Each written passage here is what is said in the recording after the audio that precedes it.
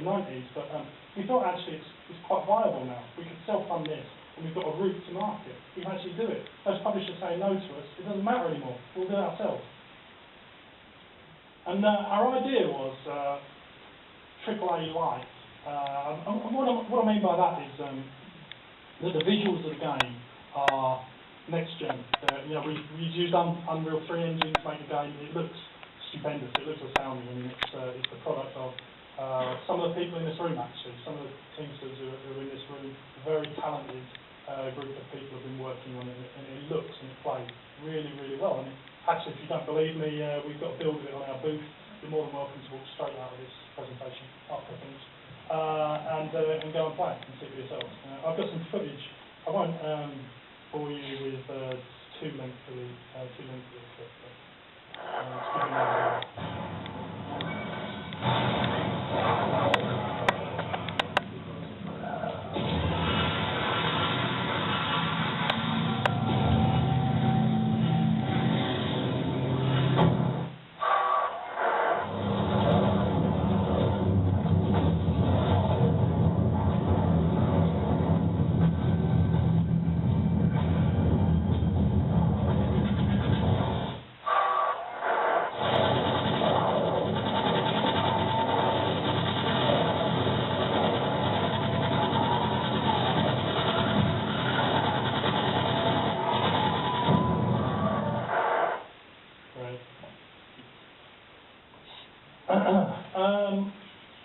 So we had this idea that we'd bring the game back and we'd keep its original core values. And as I said, when that game first came out on Amiga, actually hard as it is to believe, the visuals were kind of groundbreaking at the time. And so we wanted to make something that was very attractive, that had co-op multiplayer. We've done that offline and online, 2 players playing co-op. So that was the idea. But there's a problem with our idea, and that is recoup. For those of you not in the industry, that means how do we get our money back that we're going to spend making it?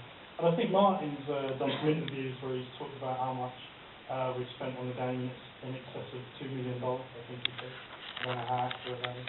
No idea. It's quite a lot of money though, I think. We've had Nickball. Is it really? Okay, I won't say that.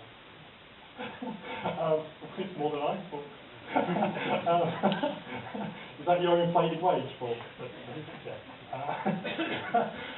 So the reason we've had 30 guys working on this game for maybe 18 months, that's quite a lot of money. That's a big digital title. That's not a small game like Feeding Frenzy.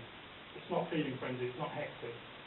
It's actually quite large. And so the problem there is recoup. We had an idea about what we wanted to make. We wanted to make something that was large, ambitious, looked beautiful.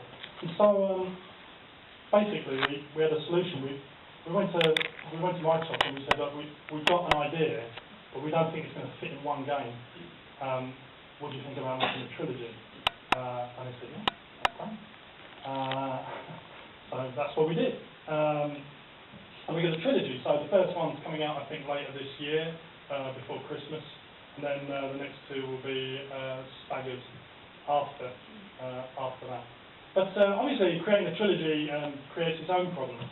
So it's maybe solved the problem of recoup because the effort and the time that we're putting in, we're not making just one game, we're making 3. So you've got 3 opportunities for players to purchase the game, which is a good thing. But it's got its own problems. And the first of those is getting people to buy more than one. So you buy one, you buy one alien breed. What's going to motivate you to buy the second one? And so we've got a number of solutions for that. The first one is unique settings.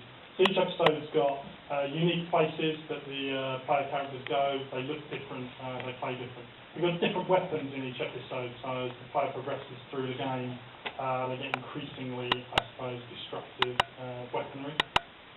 We've got different enemies. And this was something, our game kind of does like one thing really. It's a twin-stick shooter with a bit of survival horror thrown in. So in order to keep you entertained for maybe 5 to 8 hours, which is kind of what each episode is, we had to think of ways that we were going to break that up and add gameplay depth. And one of the ways we did that was with enemies, where we've got a whole variety of enemies in the game. Each one kind of requires different strategies to overcome. So we've got aliens that, there's one alien that kind of screams and runs towards you really quickly and does a really damaging melee attack. There's another one that just hangs back and shoots at you. There's another one that heals other aliens. There's another one that climbs on walls. There's another one that kind of stuns, and the world slows down when you get stunned, and it makes you more vulnerable to other attacks. So as you come into combinations of aliens, different combinations require you to prioritise targets differently and act in different ways, and we thought that was important. That's one of the ways we try to address that. And each episode's about 5 to 8 hours long, so each episode's got kind of 5 bespoke levels that you travel through, and it's also got another 3 multiplayer levels that are built specifically for multiplayer co-op that can be played offline or online.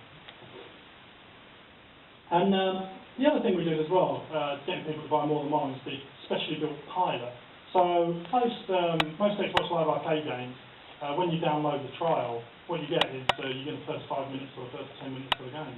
That's what you get. That's not what you get with Alien Breed. We've got a specific level to show you the breadth of what's on show. So it's a bit like, we like to think about a pilot as kind of like a shopping mall, a bit like a shopping mall where behind the glass of the windows you can see everything that's on sale in this game, but if you actually want to go in and buy it, you have to purchase the game if you want to actually experience it.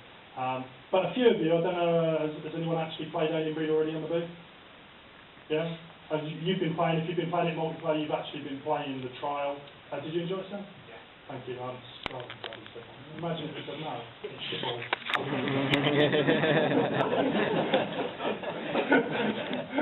I should have actually asked one of the teams to say, yes, use the word Christine to me. Thank you.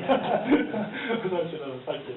But that's what you've been playing. You've been playing the specially built pilot, and we wanted the pilot to explain the game to the player, give them a nice difficulty curve, and kind of show off what the game's about, show off the diversity of the environment and the aliens.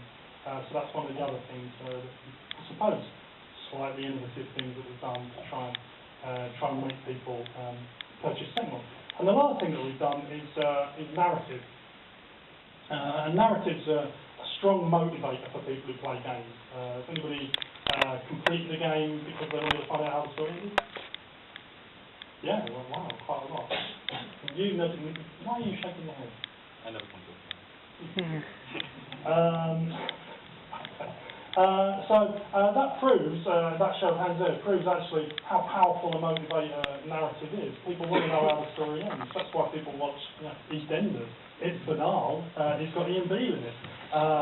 But they want to find out what actually happens to Ian Beale. They want to find out what happens to his chip shop. That's how I watch it now. And so what we've done is we have one narrative that goes over the 3 episodes. And each episode ends in a cliffhanger. And the cliffhanger is not resolved until the next episode. So, you buy episode 1, ends on a cliffhanger. If you want to find out what happens, you have to buy episode 3. So that doesn't sound too dirty, does it? A few people don't. It goes across all 3 episodes. Each episode is in a cliffhanger, so it's resolved in the next episode. And it's conveyed via, we've got a number of ways that we convey it, and the first one is voiceover. So we worked with a writer, an American writer, who wrote the dialogue for the game, and we had a great deal of fun kind of like sending the dialogue out and getting actors to audition by speaking some of the lines. So I've got someone here, our hero's called Conrad, and he's a little bit like, I suppose, John McClane out of Die Hard, something like that. So this is the voice we like. Respond. I don't carry schematics of ghost ships around my pocket. He sounds a lot like Max Payne. I have no damn clue what I'm looking for, or what to do when I get there. Should doesn't exactly put my mind at ease. So he's kind of gruff, he's kind of a bit short with everybody he speaks to, he comes back with these kind of like witty one-liners. And we've got a kind of a companion for him called Nia, and we wanted to sound a little like Sharon's... Conrad, we're entering the planet's atmosphere now. At our current rate of decay, I calculate we have roughly 6 hours before we impact the surface. Did you find the engine room yet? I understand, Conrad. Attaching your modems to the terminals and reconnecting any broken cables will be sufficient to patch me through to the ghost ship. Spoiler alert. I didn't realise that, actually. Should have been a bit more careful about which one's a picture or not.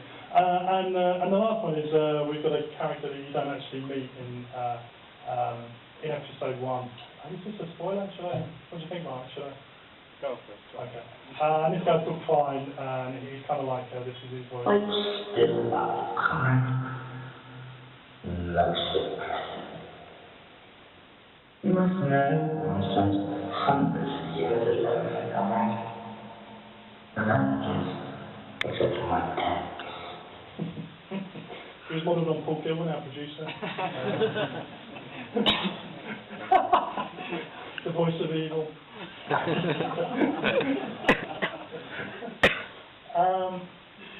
So yeah, they're conveyed via voiceover. That's one way that it's conveyed. It's also conveyed by